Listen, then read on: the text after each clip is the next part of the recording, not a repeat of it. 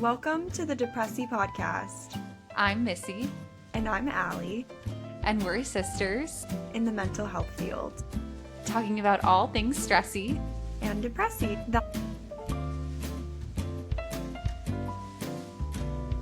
Disclaimer that we are still in training and this is not meant to be mental health advice or medical advice. Anything. Don't even take it as advice. Don't even listen to it. Yeah, don't be tricked. Don't be fooled. It's not advice, everyone. Stressy depressy. Do you want to go first? Because I feel like mine segues into the top. Oh, of sleep? Yes. Well, okay. I think indirectly. Okay, we'll see. I would say I kind of want to bring one from a couple weeks ago that I didn't talk about, just because I do think it's relevant. And I feel like I wanted to say it, and you were like, you just said 10 stressy depressies, so let's save it. But essentially, what happened was, it was my first day at my new site, at a sleep medicine office, and I truly think it was like the first patient I went into the room of. And again, it's my first day. I know how to take a good history. Wait, break from my nose itch. I know how to take a good history, but it's obviously like different when you're, okay, what's a good sleep history of someone? You know, you're getting, just focusing on different questions. And to add to this, I didn't have like Epic access to this site like beforehand. Like I'm not able to like review patients beforehand. Epic is like the medical record system. And if you've ever worked in a hospital or medical facility, you know that it takes weeks to get you access because there's so much bureaucracy. Yeah. So I basically am just told, why don't you go in and see this patient? And we quickly review the patient's history, and that would be relevant for like a sleep medicine visit. Like, for example, we don't care as much if you had like an ankle injury when you were 10. Like, that is not going to be relevant for our whatever age you are as an adult talking about sleep medicine. So I go into the room, and the patient is already annoyed, and I'm not quite sure if it's because they've been waiting a while. I obviously have no control over that. And the first thing that they get annoyed with is our questionnaire that we have that is called the Stop Bang. And it's basically a questionnaire that's very evidence-based of what is your risk of sleep apnea. And one of the things that would increase the risk, or more like the likelihood that you might have sleep apnea, is if you have high blood pressure or hypertension. Obviously, you can have high blood pressure and not have sleep apnea, but it's one of those things that sleep apnea aggravates. So it's just one of the many factors. And this person got upset with me that was asked, because they were like, I know people that have high blood pressure and don't have sleep apnea. I don't think I have sleep apnea. And I was like, I don't even remember what I said. I was just like, okay, it's just one of the things that we're looking at today, but like, let's talk about why you're here today. And I guess this patient had been seen like 5 years ago at this practice, but because it had been a long time, they were a new patient visit to us. And so I'm taking a pretty comprehensive history, and probably more comprehensive than I did a little later in the rotation, because I knew more what to focus on. But, you know, I'm asking about surgical history, I'm asking about medical history, and I don't want to like get into details, but there was something that I asked about that the patient was like, it's in my chart. And I'm like, I know, but I always like to hear it from the patient, and we did do a chart review, but want to make sure I'm not missing anything. And they're like, now, don't you think, getting like very upset at me, don't you think that you should have reviewed the chart before you got in here? Who are you to come in this room, not know anything about me? I am like, you know, it's my first day. My heart's racing. I obviously have to like appear calm. But this person is just like taking whatever frustration they have out on me today.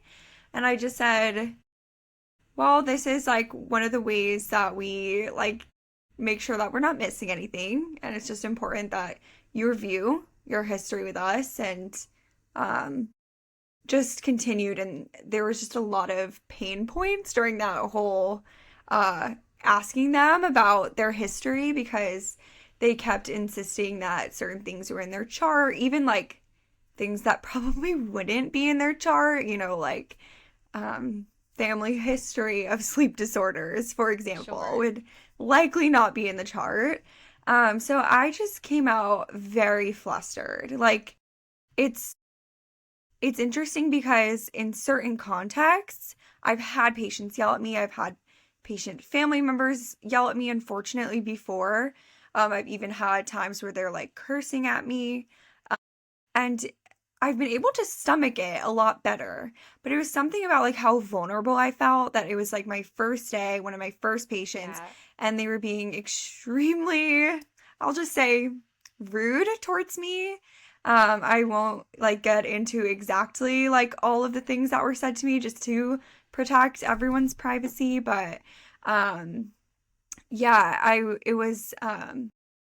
I just was now I needed to go to present like my first patient to the doctor I was working with and um I felt like I just wanted to go throw up or like cry in the bathroom. Like I Yeah. felt it was like so vulnerable. I it Well, was they it's got so you right where you were frustrating. sensitive because normally I feel like in those other scenarios, even though it's obviously never fun to be yelled at or cursed at, I've been in those boats as well.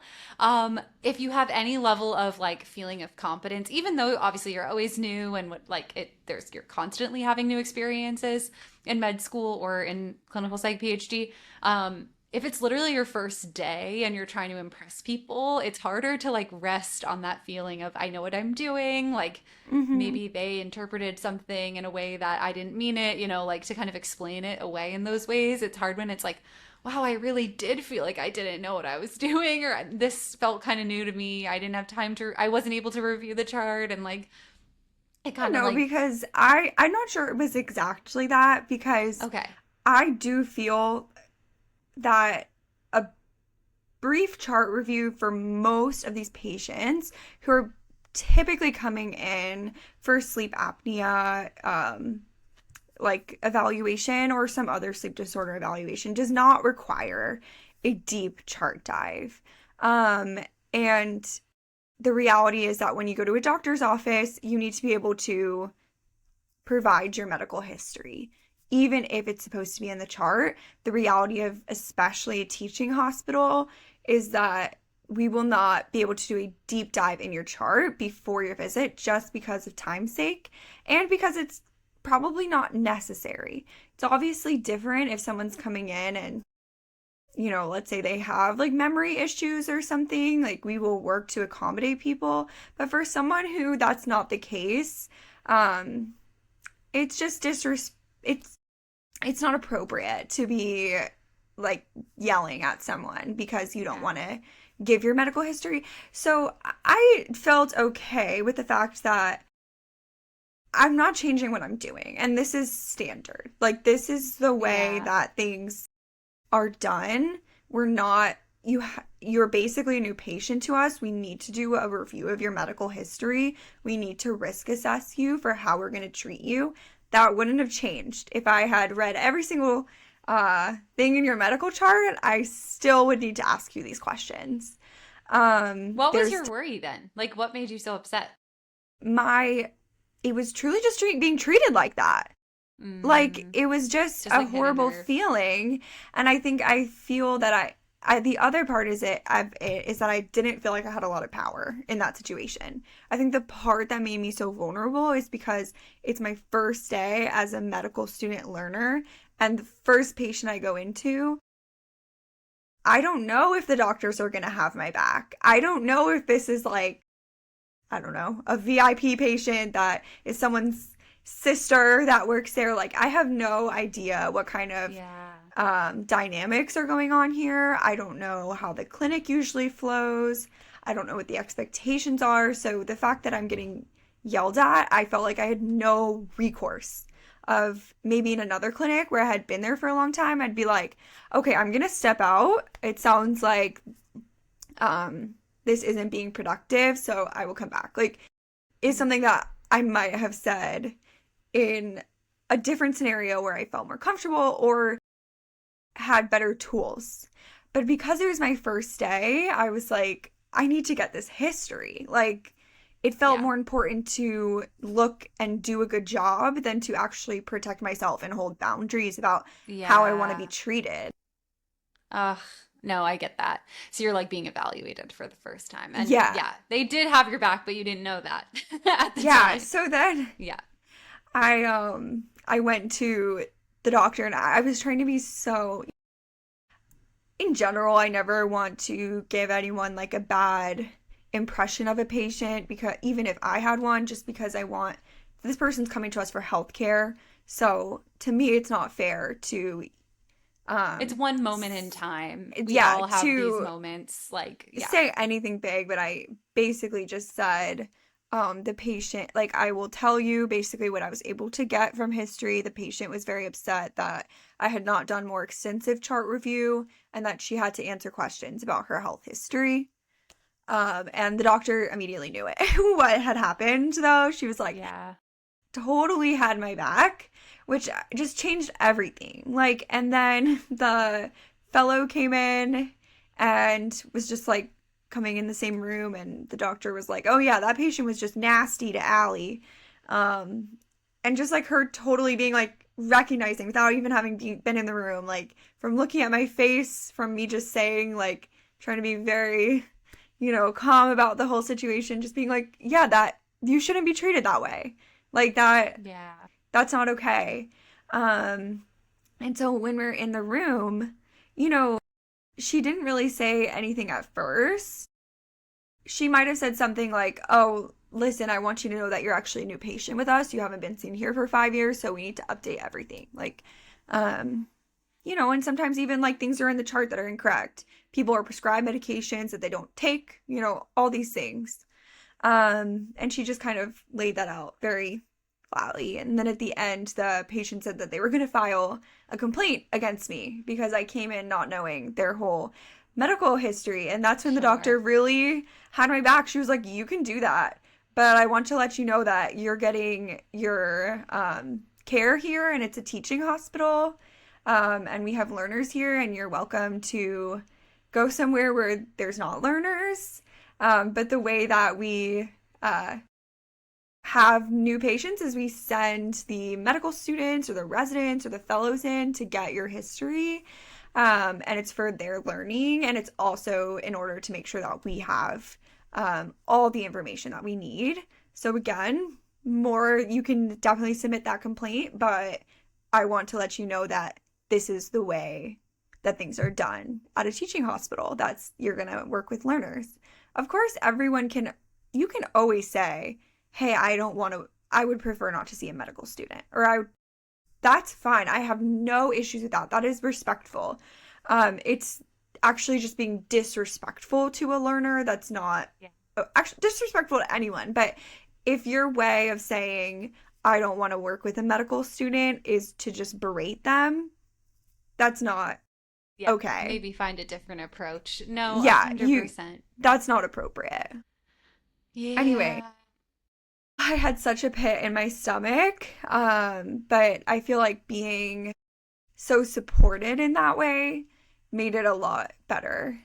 So I'm very thankful that attending and everyone had my back. It never happened again. Every other patient was. That's, yeah, sometimes you roll the dice, It's you get that so one tough rare. patient. It's so tough. And again, I have compassion. Like, we all have tough moments. And this person may have had a really, really trying journey within healthcare, which is definitely people's experience sometimes. And so I can see how like maybe this could have been like the straw that broke the camel's back and they like behaved in a way that now maybe they regret. But it sucks to be on the other end of that, you know? Like it really does. Yeah, Yeah. I needed to get that off my chest. I know probably other Yeah. learners have experienced things like that where you just feel very powerless in moments where, a patient is just being rude to you. I know. It's tough when you're just trying to help someone. Like that's your whole I goal. know. And they're just like taking out everything that's going on for them onto you. Um, yeah. Well, I'll launch into my stressy depressy, which is I don't know why this has become a current recurring theme on Depressy, but for now the second time in a row, my stressy depressy is in fact that I fell and injured myself. So to back up a little bit, and well, actually no, I'll give our segue toward the end, but essentially I'm training for a half marathon, which is happening like we're recording this on a Thursday, and my race is on Monday in theory. So I'm doing one of my last runs ever. I was like, oh, I'm excited. I'm going to get to run in this like really beautiful nature path on the campus where I go to school. And I was having a grand old time. And about 10 minutes in, I just tripped on a tree root and just like dove. It like felt like it was happening in My slow motion. gosh. My phone like literally just got like literally I was like having to like tap out all the dirt because I was holding Wait, it so in my you hand. were really running in nature? I was really running in nature. Yeah. And I do it all Wow. the time.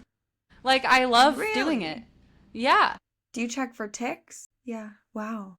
Anyway, So so outdoorsy. Is I there like a trail? yeah, there's a trail. Okay. Yeah. I'm There's a like, trail. I'm really And it's also not imagining like yourself in the the woods. Like it's right they use it for like research, I'm pretty sure, and some I don't know, other activities. Researching. What if we put a Literally. branch here? What's gonna happen? Yeah, no, there's wildlife. Like I've encountered today, I saw a deer. I've seen a fox, a cat. Yeah. At Missy, one just point there remember were the microphone yeah, thing. yeah, yeah. Long story short, I took a fall and landed right on my knee. And at that point, like, tried to get up and start running, but I was like, ooh, that hurts.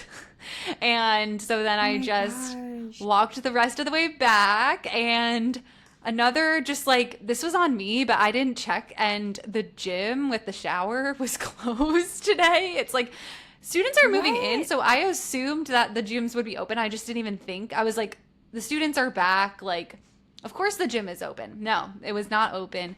So luckily I'd only been running for like 10 minutes. I didn't get that sweaty, but I had to like just go back to like my office and like clean myself off, and like nothing was like really open. Like I had to like scrounge for like, you may have caught wind if you're watching this, of my little makeshift band-aid here, because Oh I my just like gosh.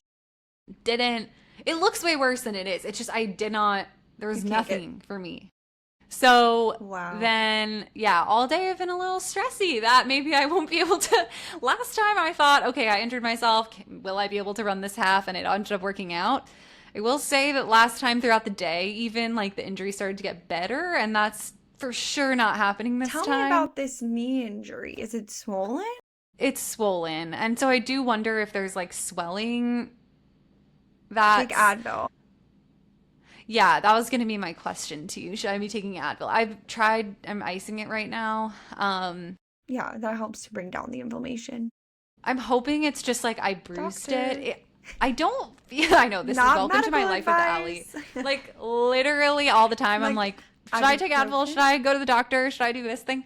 Um, well, yeah. So I'm hoping it's just a bruise. I know that joints like swell pretty easily. Okay, we'll So talk after, but anyway, trying to practice radical acceptance. I'm like, I trained all summer for this half marathon, and the universe is really trying to stop me, like, really bad. Anyway, this race may or may not happen, and it is what it is. But my segue is that I haven't been getting a lot of sleep recently, and I do feel like I attribute that to just being less, like, on guard, like, aware. I've talked about this before. I feel like just like being in the city and like we're constantly overwhelmed with plans, and this is like a great problem to have, that everyone and their mother like lives here that we know literally. And truly, as hard as we try, it's just like impossible to not have packed weeks. And I've been getting up early to like commute and also to train, and also if I have a plan at night, it's just like really hard to get a full 8 hours of sleep. And even if that, like last night, I You literally, are an overscheduled child. it's really hard though, because it's all fun things that we want to I do. know. And I don't truly, have it's this like by problem. the time we've seen all the friends, it's been like a month. And then we have to start all over again because it's like, it's been a month since Friends. I've seen you. We got to make a plan. Like, it's just really impossible. We have like, and also interspersed with like really fun things like going to a wedding. I went camping recently. I went to a Broadway show that we know I love someone going in. to Like, weddings. what? I love going to weddings. I do too. But I went to a wedding this weekend that was incredible, but it literally lasted till like 4 a.m. So that's where I'm at. I'm a little sleep deprived, and it inspired me today to switch up our topic. Well, this was on my mind, and it's kind of a part of both of our work as well. So Allie mentioned right now she's working at a sleep medicine clinic, Yes. and Oh, I forgot that was relevant. Yeah. Allie's like, what are you talking about? Literally, as I she was like, just what did I talked say? all about this sleep apnea risk. Uh, in my lab, I study basically like risk factors that, for adolescent suicide. And the two main lanes that my lab studies for that are social media and sleep. So I know a decent amount about each of those things. I think about those things a lot in the adolescent realm, but honestly, I've worked clinically with people of all ages regarding sleep, and it's just something that I feel like I've learned a lot about in grad school. And I felt like Yeah. I knew a decent amount before grad school, but I kind of learned that a lot of what I thought I knew a decent amount, or like prioritized it in all the ways that I was kind of hearing about in the media, like you should be getting 8 hours of sleep, or things that I think like we actually made debunk today. But I feel like I learned quite a bit in grad school, that I really had no idea about before that time. And so I don't know, I felt like it would be good for us to talk Talk about about and sleep. something that's just impacting me personally a little bit currently. No, I mean, it's interesting. I remember in my college orientation, they were like, remember, sleep deprivation is a form of torture. Like, it is Yeah. used as a form of military operation torture. Yeah. So, when you're not getting enough sleep or good sleep, it's torturous. You are it's painful. It affects every aspect of your life. I mean, I have just found so much stability in being very strict of my sleep routine. There are Yeah. very few times that I am getting into bed past 10 p.m. That will obviously change with residency, Yeah. with doing, shifts at odd hours, but I hope as much as I can to prioritize it. But I definitely see, for example, I feel that you are like, okay, what is gonna give is my sleep right now. That is just not an option. Like Lucas and I went to a engagement party that was like 8 to 10. We left at 9 because we were tired. Like that Yeah. sounds crazy, but that is how important sleep is to me and to us. Lucas has also been dealing with migraines. Like, if he's sleep deprived, it gets much worse. Yeah, it was longer than I think it was like 7 to 10, and we left at 9. But yeah, I am willing to sacrifice social things, whatever, in the for the idea of getting a good night's sleep. That's true for me. I'm in a season of life like right now where that's just like not been true. And it's just been really hard to, I don't know, it's hard. I think there's a lot of things that genuinely mean a lot to me. Like you don't have as many friends living around you in Philly. Like you have No, some it's in the true. city, but some that aren't there. And so it's more of like a visit if you see them. That doesn't impact your sleep as much. Whereas for me, my friends are always around. And so it's really hard to like choose between, it just genuinely doesn't fit if we're like traveling every weekend. And so like it has to be a weeknight if I ever want to see my friends. And I don't know, they get off work at a certain time, like it just, does not all fit. I don't think that will be my priority forever, but that is what it right now, but it is impacting me a decent amount. No, And it is definitely my number one priority. I mean, it's also interesting because I do feel like I'm surrounded by people who are both very dedicated to their careers and just seem to have, in their dedication, they are like work hard, play hard kind of people. I yeah. think we've talked about this. I don't know if we coined Yes. it or we heard it somewhere. If we're like work medium, play medium. Like, that is I truly think how I live. I feel like I said that, but maybe I got it from I feel like somewhere. I said that because you've also told me stories about other people, and then I'm like, no, no, no, that was my story that I told Oh, you. whoops. Well, I okay, feel I like believe that was you. me, but it's also possible I heard that somewhere. But I do feel like I brought that to your attention. Okay, fair, fair. It's okay if Well, not, though. yeah, we're, I think, both at our core, not work hard, play hard, but work No. medium, play medium. Like, we're Yes. not working in crazy spurts and then like taking massive breaks where we do No. something else that's like wild. We work at a steady state and Yeah. also have fun at a steady state. No, Um, truly. that's my, Especially yeah, what I was gonna say is I feel like, for example, I'm babysitting for a family and the mom of the kids that I'm babysitting is like a surgeon and she's in this very demanding like surgical fellowship right now and she like got out of the OR like late, I don't know, it was like 7 p.m. and she asked if I could come over though because one of her uh like co-fellows had invited her out for like I don't know, drinks or something and they were out then until like almost midnight, which doesn't sound that late, but to me, I'm like, I know that she has to get up early tomorrow for like surgeries yeah, and stuff. yeah, Like her schedule is such that she's literally getting to the hospital at 6 a.m. I And I know. think to them and people, they're like, I am not willing to sacrifice my life for medical training. And the way that they view that is I am going to be tired and do my medical training and also prioritize these other aspects of life. And I understand Yeah. that. But for me, I I can't be tired. I know that's such like a whiny whatever, but like my anxiety's higher, my depression's higher, my focus is bad. I feel like I truly become miserable and I'm miserable to be around. It is like the most important thing to me is getting sleep. I mean, I mostly feel that. I would say that like most people who know me or travel with me, like that they would say the same thing about me. Like people will be going out late and I'm like I feel like I've started to get better with like some late things just being like I'm going to go home. Like I'll Mhm. go for the first part of it and then I'll leave.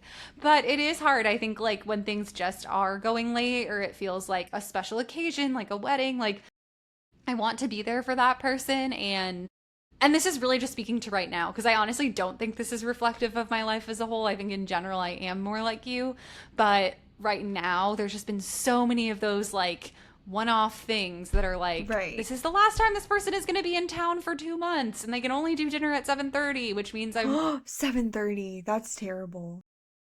oh, that's like a normal dinner time though. But like I feel like the thing 7:30. is I'm that like my stomach is eating itself if I haven't had dinner by 7:30. I feel like I the thing is then you're not getting home till like 10, which is No, normally my that's what I'm bedtime. saying. Like that's wow. Yeah. So the issue that's the issue. And you would say just get up later, but and we'll talk about this. Generally I have to be getting up like earlier than that in order to either like run or train before I start work or like commute in because I live pretty far away from where I go to school. So the problem becomes if it's like either I just have to be up early or it's like the schedule is constantly changing. Um, that's where it's sort of an issue, and then it's like a cost of like, do I get like a little more sleep or prioritize consistency of when I wake up? Yeah. It's interesting. I feel like Lucas is on the exact same page as me. Like he is bedtime o'clock person Yeah. too, and he's even better at making sure even on the weekends we get up at the same time, like Yeah. around like plus or minus like an hour, usually Yeah. plus. But we're getting up around the same time, even on the weekends, which is something that like he has instilled more in me. Um, but is Jacob like similar to you? Oh Like, no. I yeah, think that's that what I he think makes it harder for you too.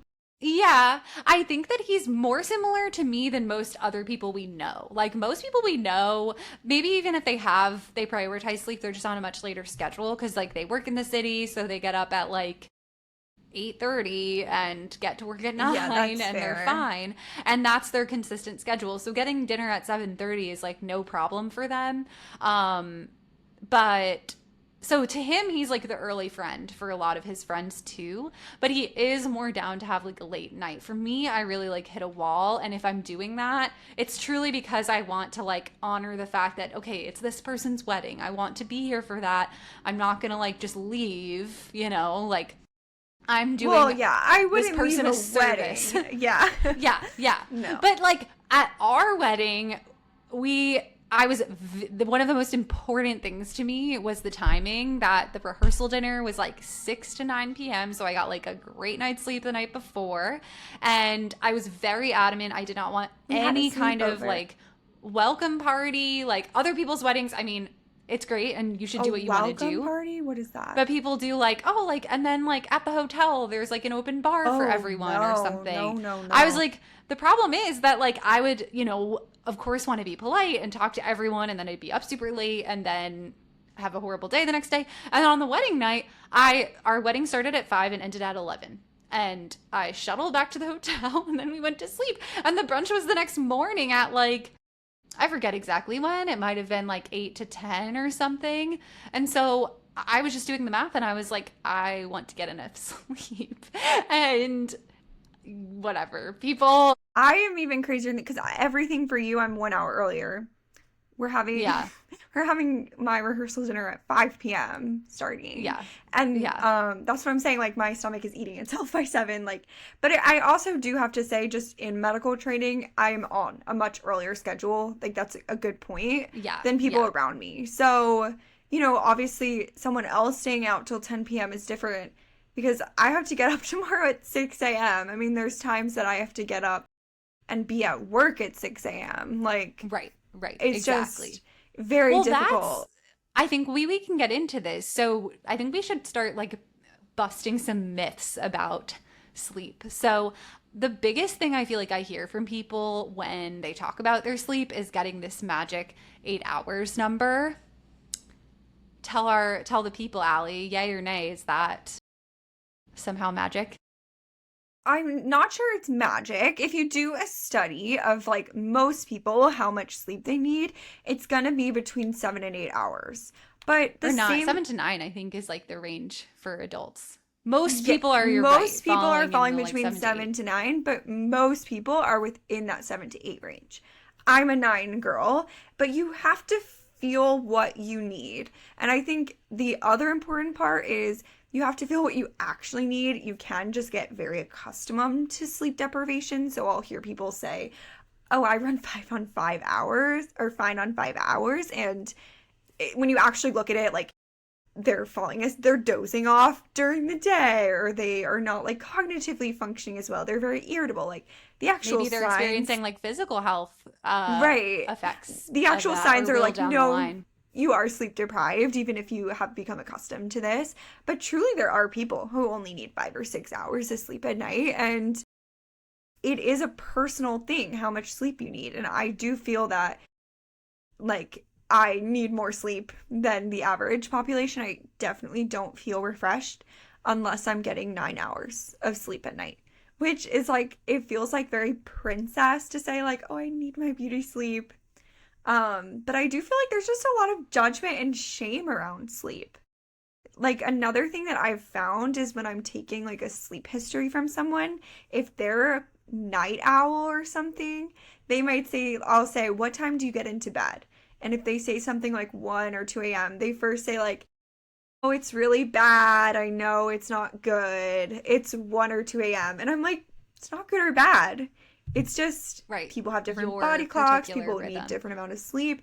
If it's Yeah. affecting your life, then I want to help you with it. But there's nothing bad about how much sleep you need or when you go to sleep or anything like that. I know. In college, I used to call it the sleep Olympics, where people would be like, well, I only got 5 hours of sleep, and someone else would be like, well, I only got 4. And I'm like, you both sound like you're having a terrible time. Like, that No, sucks for truly. you.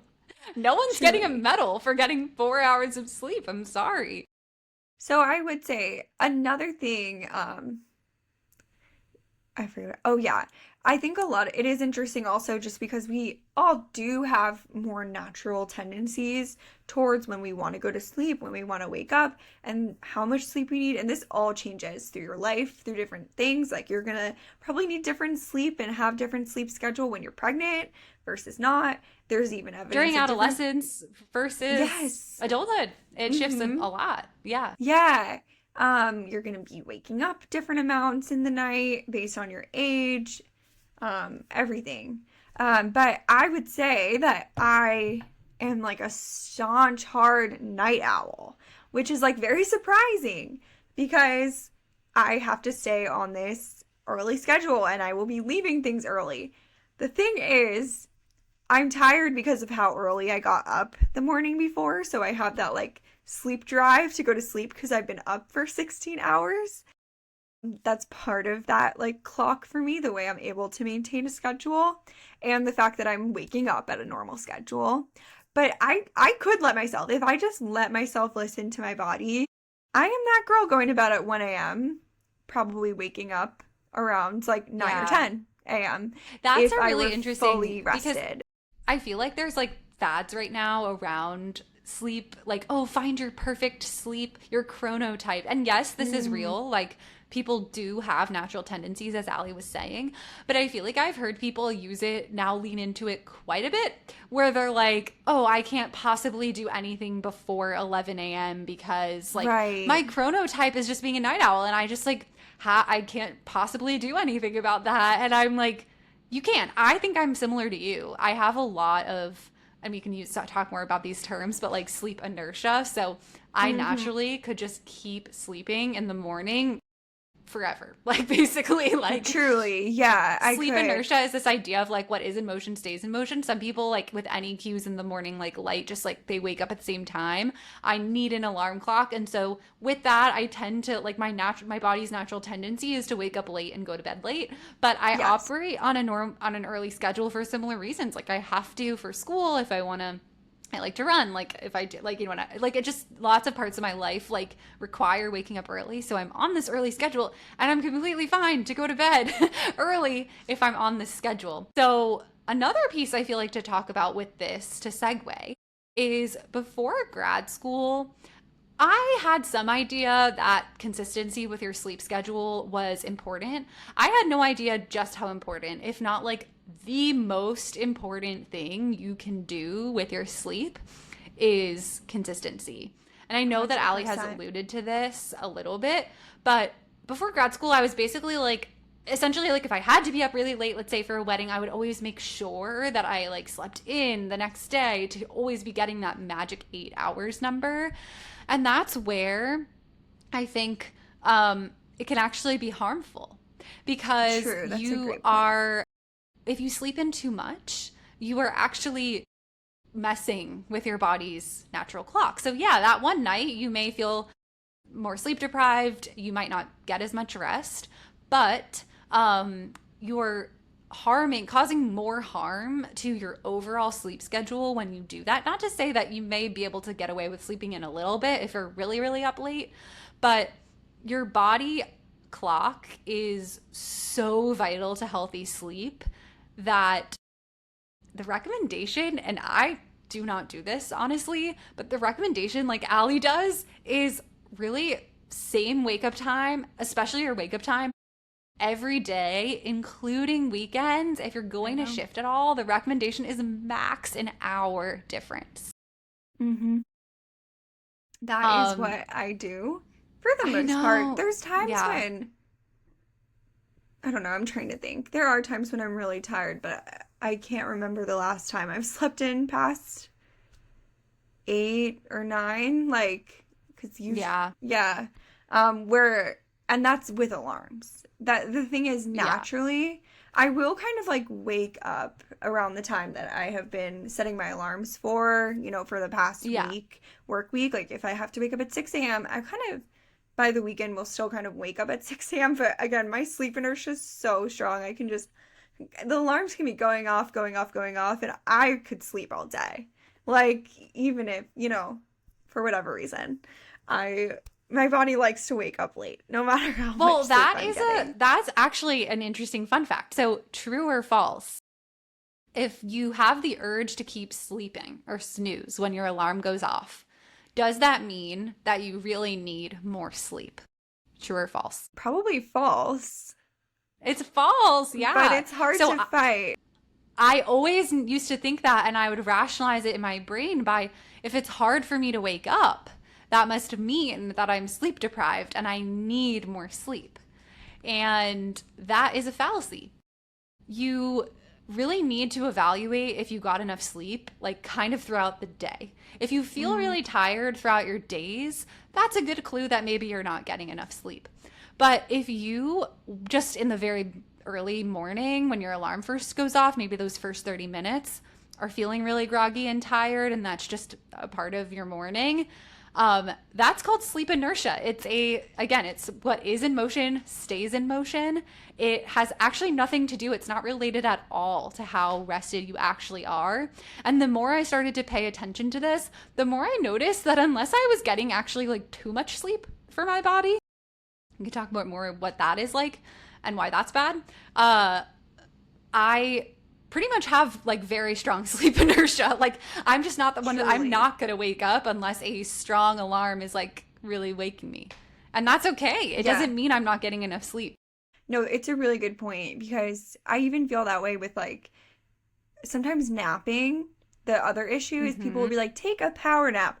That doesn't exist for me in terms of like, I will wake up very groggy and feeling like I need more sleep. Like I started napping. Maybe I wasn't even that tired just because I'm like cozy and like in bed and whatever, or on the couch, and my brain, I can sleep pretty easily. I've been blessed with that, and boom, I could be gone for 3 hours, like sleeping, and that will mess up my sleep schedule.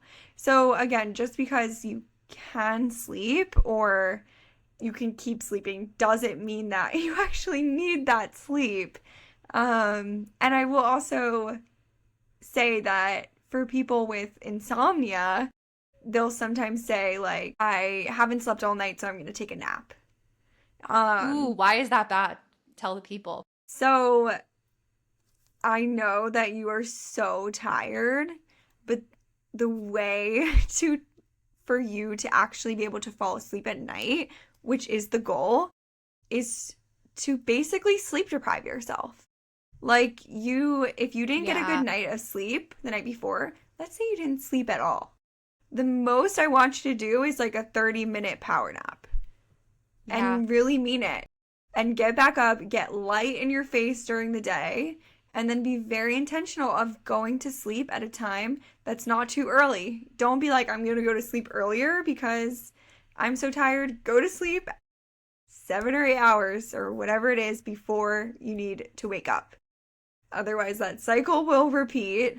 But it's, I know, so hard when you've been kind of sleep deprived and that urge comes over you. And it's really tricky. It's so common for people with insomnia. And I get it, because being sleep deprived, like we talked about, is a form of torture. It's really, really awful. I sympathize with it a lot.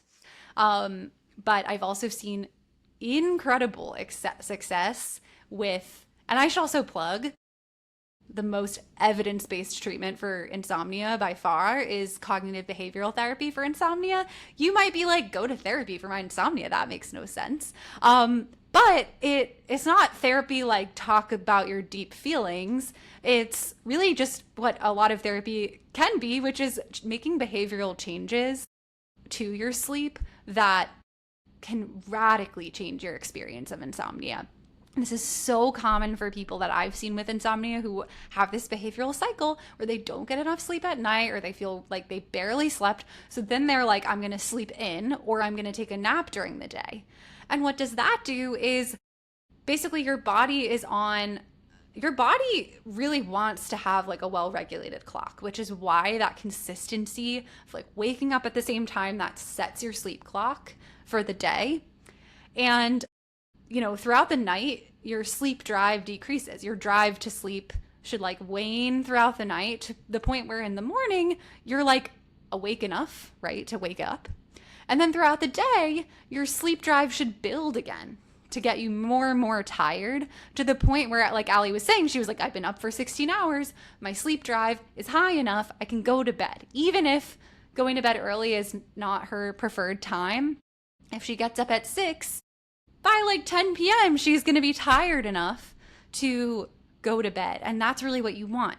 If you nap during the day or you let yourself say you're supposed to get up at 6, but you're like, I'm going to get up at 9 because I didn't really sleep. Well, you're setting yourself up for failure again the next night. It's almost, again, like we were talking about with the consistency thing, that by prioritizing that one night of getting a little more sleep, you're really shooting yourself in the foot for that broader sleep health. Yeah. Yeah. Some other things that I feel like have helped me is learning a little bit more about what it means to just use bed for sleeping. So yes. So talk about why. Yeah. Sorry, I won't stop you. Go no, ahead. it's interesting. I think, and I've come across this a lot with working with adolescents, because for many of them that have their own room, their room and their bed is their safe zone. Like, and that was me as a kid too. It was like, Yeah. I'm home. I didn't want to lay on the couch in the open, like with my whole family. My room was my space, and that space, the one area where I could lay down, was on the bed. So I was spending a lot of time doing work in bed, watching TV in bed, just all of that stuff. So then when it was time to go to sleep, my body was not quite associating bed meaning sleep. It was just like, this is an area where we hang out. Sometimes we're awake, sometimes we're asleep. And then as I grew up and as an adult, I had the option of still being in my own private space and being on a couch. Right. And truly setting that firm boundary for me of like, I will not be in my bed unless it is sleepy time. Like, first of all, I don't like day clothes in the bed. Like, you have to be clean, showered, in your PJs. That's a separate issue, that's a but also separate very issue. important. Yes. That keeps the boundary firm. And it is like, if I just somehow, for some reason, go into bed, even on a non-sleepy time, like, for whatever reason, maybe Lucas is doing something downstairs, so, like, I'm up in this bedroom and I break my rule, it is sleepy time. Like, my brain really has associated being in this Our bodies room. are so good at forming associations. This is, for better or for worse, a power that we have. And so it's just like, if people are familiar with like Pavlov's dog, right? So with Pavlov's dog, this is how we learned about classical conditioning, which is this principle. You may be familiar. Pavlov was a scientist. He trained his dog that every time he rang a bell, he would give the dog food. He rang a bell, gave the dog food. Well, eventually, after many times, he rang the bell, and without even providing the food, the dog started to salivate. And this showed which means drool. Pavlov realized that the dog was able to learn that the bell goes with food. And even without seeing the food, the dog just immediately, like, the dog's body knew that it was time for food. Our humans are just the same way. We are so good at finding these associations. And so it can happen for the worse, where if we do like, homework in our bed, watch TV in our bed, we start to associate bed not as the place that we sleep, but as the place that we are doing homework or watching TV or reading. This also comes up a lot with people with insomnia who are up in bed trying to sleep for hours. They're fighting, they're worrying, and people will describe, I actually feel so tired. And then the minute I get into bed, it's like a switch flips and my thoughts are racing. I'm just uncomfortable. I'm tossing and turning, but I just want to go to sleep so badly and I should relax myself and just try, right? And this is actually the exact wrong thing to do. If you can't fall asleep, you really want to harness to your advantage the power of this classical conditioning. That out, like Allie was saying, the bed is only the place that I sleep. So if it's taking you more than 20, 30 minutes to fall asleep, we actually, now obviously for a little bit you want to try to fall asleep. You don't just want to like spring right out of bed the minute you wake up or the minute you're having trouble. But if you've tried for about 20 or 30 minutes and you still feel wide awake, we advise that you actually get out of bed and do something that's relaxing and low light, because again, we don't want the situation where you are pairing your body just like the bell and the food. You're pairing your bed as the place where I'm up worrying, not the place where I'm actually sleeping. So, and this is one that patients really, really try to fight me on. They're like, Yeah. but what if I could just fall asleep in the next 30 minutes and like that's losing me this extra sleep? Again, with a lot of these principles, it's the idea of accepting tonight I may get a little less sleep, but in the long run, this will be so beneficial for my sleep health and help me sleep long Yeah. term.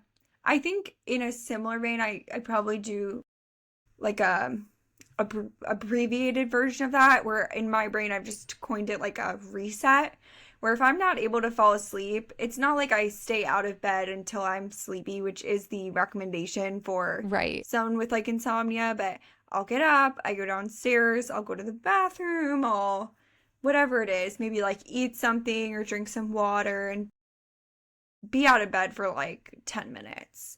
And when I come back, it's like magical for me. I'm like, okay, like I'm ready to go to sleep. For whatever reason, that like reset of like, oh my gosh, I can't fall asleep in bed and just laying there hoping to fall asleep, getting up, being like, no, bed is for sleeping only. We do not have worried thoughts.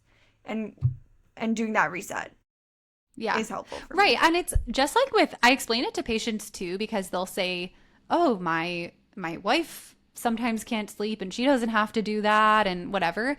It's just like any other medical condition. If you have diabetes, you really may have to pay more attention to like your sugar. If you have high cholesterol, you may have to pay more attention to your saturated fat. Yeah. Other people's cholesterol might be okay with the full fat smoothie or whatever. Same principle here for sleep. If you're someone who's just more vulnerable to insomnia, you may have to be more rigid with these principles than other people are. And another thing is that if you do, let's say you practice some of these principles, or a huge recommendation for me would be to, if you're really struggling with insomnia, find cognitive behavioral therapy for insomnia. It's like maximum like 12 sessions. It's not so long. But if you do it, you actually may find that with time, you can scale back on some of these things. Once you've kind of rewired your body a little bit, you might be like, okay, more like Allie, like I don't need to do a whole reset to like go back in bed when I'm feeling tired. You may just find, okay, like now my body has learned that my bed is for sleep. So maximum, I just need a few minutes to kind of reset myself after practicing for a while. Yeah, no, for sure. I do think that we should view insomnia for some people as a chronic condition. Yeah. There's sometimes that people experience insomnia in their life and it's not going to be forever. Sometimes there's outside circumstances, medical conditions, whatever the environment is that is leading to like an insomnia. But for other people, they say like, ever since I was a kid, I've had trouble sleeping. Yeah. And what we mean by that too is not that it's going to be really affecting you in a bad way forever, because it doesn't have to. There's really good, like as we're saying, behavioral ways. It's like actually insanely effective. I can't emphasize that enough. You can be living and get amazing sleep once you do this, do CBTI, but it may be something that you have to be attending to for the rest of your life, that you can't let up on these things. I think that is some of the just part of the education to patients. A lot of them are looking for a cure, but I think once you explain it to them, they do realize I've had this my whole life. And I honestly do think it builds a little trust to be like, no, it is something that you're suffering with. Like, I see you, I hear you, and it's going to be something that there's no cure for. Like, I know you've probably tried cures and there hasn't been anything that fixed it. A lot of these patients have been taking like Ambien and whatever other like medications to try to sleep, and they're like, but then when I don't take it or it stops I working know. or yada yada, I I'm like, know. yeah, you've kind of found that there's not going to be a cure for this situation, but there are really, really great tools that, um, if you do, provides you the best chance at getting a good night's Yes. sleep. Like all these things, like sleep hygiene, for example, like making sure you're not on screens in your bed. All Yes. these things, they're creating an environment for you to have a good night's sleep. It's not curing your insomnia, it's just giving you the best shot. So, Everyone has bad nights of yeah, sleep. Pretty much everyone has bad nights of sleep sometimes. Yeah. yeah.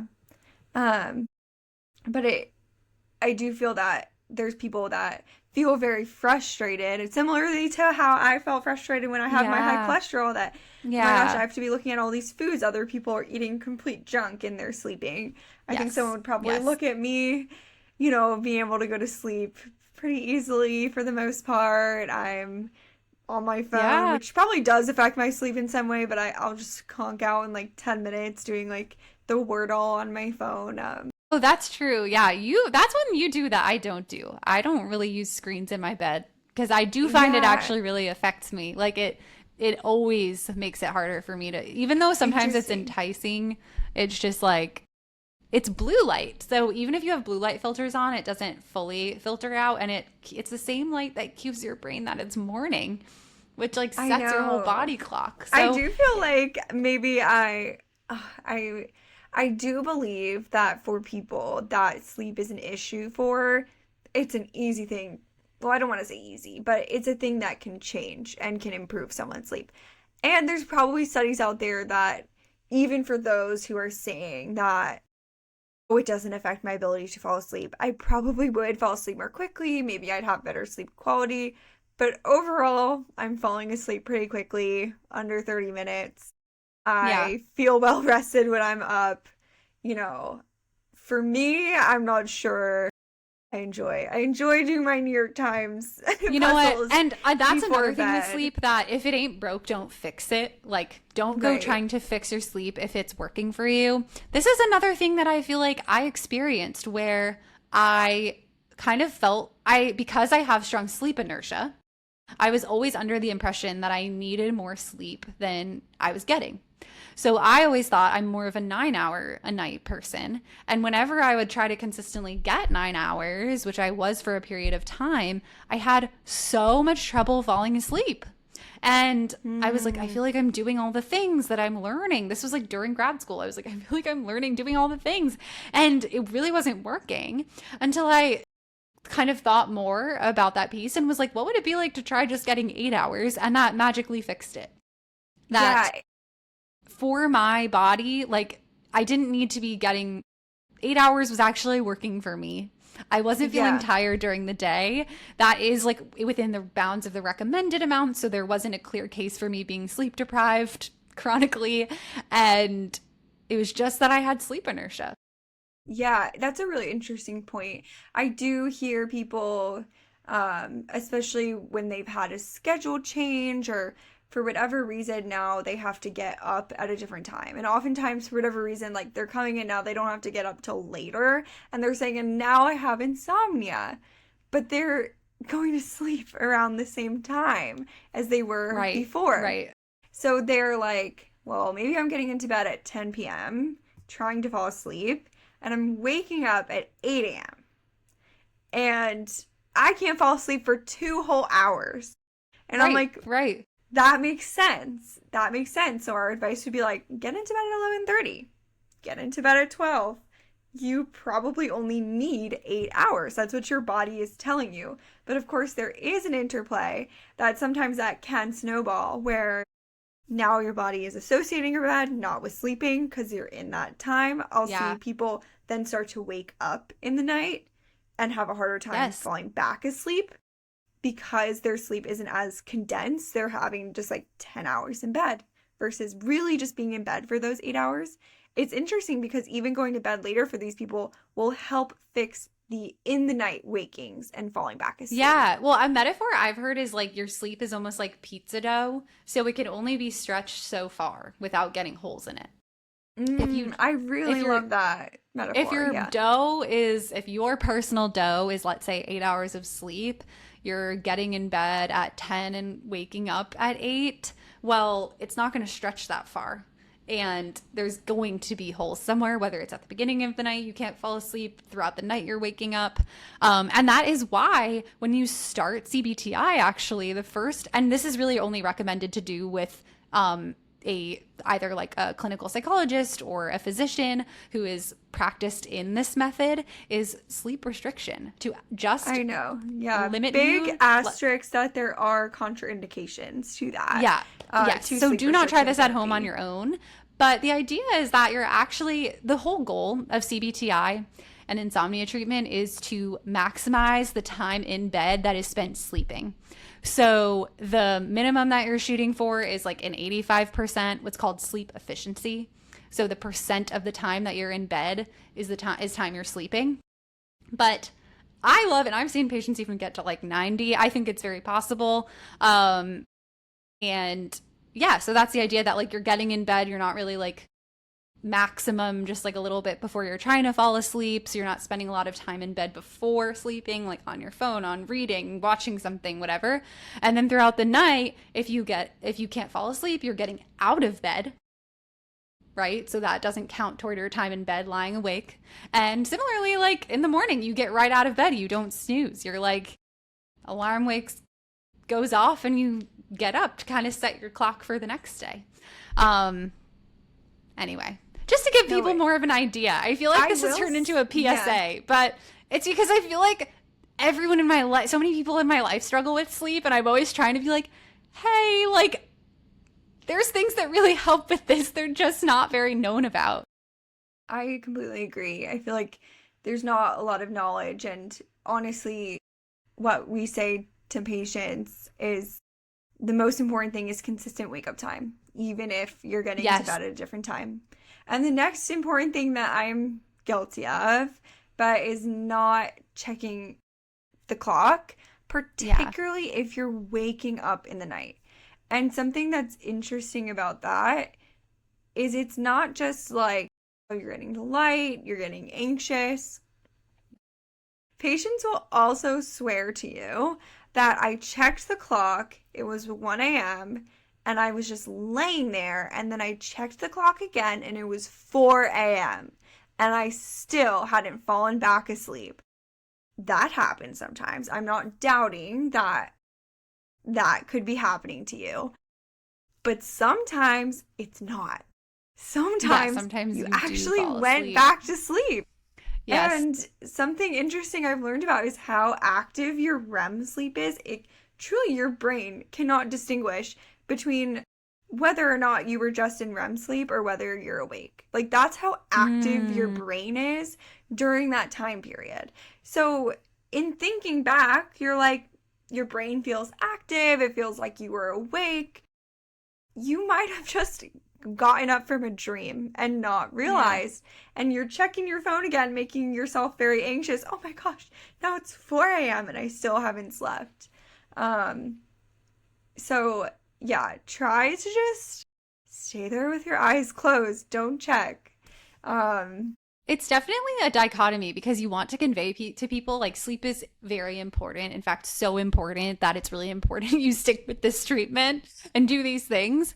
And one night of like it, you really want to kind of counter the anxiety that comes with like the one night of really struggling in bed, because really one night is not going to impact you majorly. And so much of the sleep treatment, like we've talked about, is really like short-term costs in service of long-term gains, basically, to really alleviate the idea that like, and so that's kind of part of it, right? Like if you're constantly making yourself more anxious by checking the clock and it's not necessary, you may actually be like over time, in service of just like trying to maximize your sleep that night, you over time are actually impacting your sleep negatively. Yeah. Versus if you just don't look at the clock and you just accept, okay, maybe tonight I am up for 3 hours. I don't know. Like, who's to say?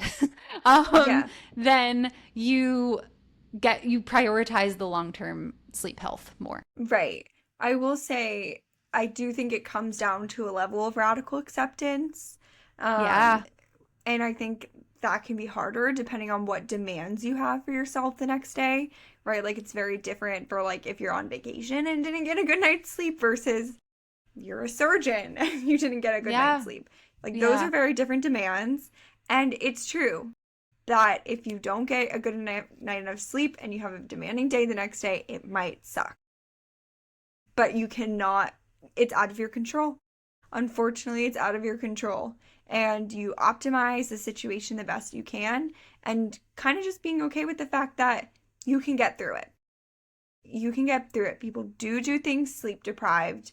You can create the best situation for yourself, and that it's not forever. That because you're waking up at the same time, the next night you'll have potentially a better time falling asleep than if you like spent time in bed worrying all these things and even then like took a nap to try to compensate. Right. Right. Okay, I know we're a little over what we usually do, but I do feel like one final point we should talk about is sleep aids. Uh A sleep aid? like medication. Oh, I'm like literally thinking like someone who helps you sleep. Like I don't No, know no, why. no. I feel like You're there's just what been a is lot of that? talk of my grandma's aides recently. Sure, sure. Yeah. And when I say my grandma's aides, I mean the people who are like a home health care aide. Sure, sure. So I'm like I mean sleep sleep aids. medication in this case. What I are your wish that thoughts? there were sleep medicines that worked, is what I'm gonna say. I am going to Europe in less than a week, and I asked the sleep medicine doctors I was working with. I was like, "So how am I going to sleep on the plane? Like what? I'm Yeah. not so great at falling asleep on braces like melatonin or like should I take a Benadryl or should I like, Dramamine? Like are you going to prescribe me one Ambien? Like what's going to happen?" And they were like, "No, so basically wear like an eye mask and try to get up early in the morning the day Yep. before and accept that if you don't get a good night's sleep, just spend time outside and try to fall asleep the next night." I'm like, that's not gonna work for me. It's like I'm saying exercise. It's like unfortunately you gotta just so much do the easier to behaviors that tell help other you. people than to be like, wait, but give me a quick fix. I know. It's And they really said, hard too because I think that this is every area of medicine has like blind spots or you have your focus or the thing that you're most trained in. I certainly have my one small area of expertise, which is clinical psychology, not other medical fields. I do think that unfortunately a lot of other types of doctors are not super well trained in sleep medicine. So, and this is probably changing, but I've worked in like primary care settings and have seen a lot of first line treatment be a sleep medication, which kind of breaks my heart because I know that the evidence does not support that. It's not to, I feel like really conflicted about even saying this because I don't want to be like, don't trust your doctor. Obviously, it's not like actively, there's nuances here. Um, a lot of people just don't know because they're not in the field of clinical psychology that the most evidence-based thing for insomnia specifically is CBT for insomnia, and that while there's ways that sleep aids or medications may be helpful to people in the short term, like Allie was saying, obviously with when people go off of it, they may develop like a dependence and feel they need it. And there's also costs. Like it's not giving you in many cases the same restful sleep that it may like sedate you so you're feeling like you conk out and you go to sleep like people experience when they take Benadryl. But it's not giving, you're not moving through the sleep stages always in the same way that your body really needs to. So you may wake up feeling groggy. Okay. yeah, I mean, it Last, depends on the medication. yes. Depends on Um, the medication. And caveat also, I'm really thinking about like insomnia and also thinking a lot about like people without like other comorbid medical conditions, yes. which can be a big asterisk, obviously. Yes, we're talking about someone who's otherwise pretty healthy, um, whose the first line thing that they go to is a chronic medication. Now, I think that there is room for conversation. I think that for some people, the only way they're going to approach CBT is if they have something in their back pocket that's like a parachute. That like it allows them to have that radical acceptance, being like, if I don't fall asleep tonight, that's okay. I can take whatever it is they Problem need to is, take. and maybe this is like too much of a tangent, but I think it would, I don't think it would be super possible to do CBT. I'm no expert, but I think it would actually like really impede the treatment.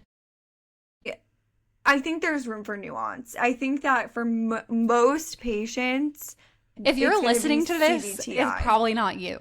Like, I think Well, that's not is true. my take. I don't know. I think You don't know. I mean, people have. I don't know, but I would say that especially in counter to like the popular idea of like the need for sleep medicine, like medicine in sleep, not sleep medicine as a field. But yeah, I think it's in my opinion it's and I'm all for medication in every other corner of mental health and health. This is an area where it's actually not as supported as it is Yeah, as is I feel like behavioral changes. in general, we tend to have slightly, I mean, we overall think the same thing, but we have slightly different perspectives when it comes Yeah. to like We're also on different sides of actually. it. I You see more of know. the medical cases. Yeah, The last I thing mean, I feel like, yeah. oh yeah, sorry, go ahead. I was just gonna say, I feel like we may also see different patients. You I know, think someone that's who's going to probably the it too. doctor for sleep issues might be different than someone who's, you know, seeing you for CBTI. It's definitely fair. The last thing I think we should mention, just because it is so popular, is melatonin. Oh, yeah. Um, do you have immediate thoughts? My immediate thoughts is there's a lot of placebo there. One, it's probably not harmful, is my two. But my three is it might still like mess up your sleep clock. People usually don't use it in quote right ways. A lot of people will be like, I take it at 10 and I fall asleep at 10:15. See, it worked. That's not really how it would work anyway. It's Yep. like a gentle, long, like gentle reminder over the course of like an hour, 2 hours that it's time to settle down into bed. It is not something that's gonna quick make you fall asleep like that. So if that's what you're experiencing a likely a placebo Yeah. effect. But there is some evidence in people like shift workers, people who or like Yeah. people who do have like a shifted sleep schedule, like there are different disorders where there's some evidence that it could be helpful for truly shifting sleep schedules. Yeah. But for the general population, I think people use it as like, I gotta fall It's asleep in this 10 is just minutes. how Let I me fall take asleep. let me Totally. take 50 of melatonin. I'm like, people come in with crazy doses, I first of know. all. You What probably should only be the need dose that like, people are taking if okay, they're I taking don't it? want to like say should. I mean, first of all, listen to your doctors and Sure, like of course. But if you're on everything your like own just that. buying it at CVS, Personally, without knowing you, without knowing anything, when you're just a regular person grabbing for a bottle, I want you to reach below 5 milligrams. Maybe go for a 1 to 3 milligram. yeah. Try it out. If that, I think probably we're on the same page as we're saying that it's like really not our preferred first line treatment. We don't know you. And again, if you've been in conversations with your doctor about it, that's you go. But like, yeah, 1 to 3 milligrams a few hours before bed because that's when your melatonin should be rising. Your melatonin should be rising and then actually falling throughout the night as you sleep. If you take it too late, as Allie alluded to, that is messing up your sleep schedule or you're moving through the sleep cycles properly because melatonin is suddenly spiking later than it should in your body and now you're out of whack and that's why you may feel groggy when you wake up. Tell me if you Interestingly, yes. oh wait, I want to say I remembered another area where melatonin can be useful, and actually a very or stronger kind of type of melatonin is prescribed medically for individuals who are blind or have very low vision where they're not able to get like that biological input of light that's affecting your melatonin. Right. So very That's interestingly, interesting. that is again, so like listen to your doctors. There are very course, specific yeah. situations where Especially things are if, useful. yeah. But if you think about it, yeah, that makes sense. Your body's not sometimes able to naturally sense that like 24-hour time clock that the rest of us may take for granted from just seeing the sun or having Totally. light around And us. again, if you aren't seeing the sun for other reasons, like you're working at nights only, and Right. or you have like, yeah, really big changes in your sleep, like you're a shift worker, sometimes doing nights, sometimes doing during the day. Maybe that could be a case. But yeah, Allie was saying when she was like, I'm going to Europe, what should I do? It's like, I know. wear an eye mask and during the I day have just to move radically around. accept. I have to Yeah, radically you accept. might just be tired, and that's okay. Ah, There's so much more I feel like I could say, because this is clearly, I'm just train running on the track here, because this is part of my research area and I care about it a lot. But I feel like we should wrap up lest we bore the people. yes, dude, listen to this podcast to go to sleep. Yes. They just put you right to sleep. Maybe we did this time, because I feel like this is a little more preachy science info than we normally do.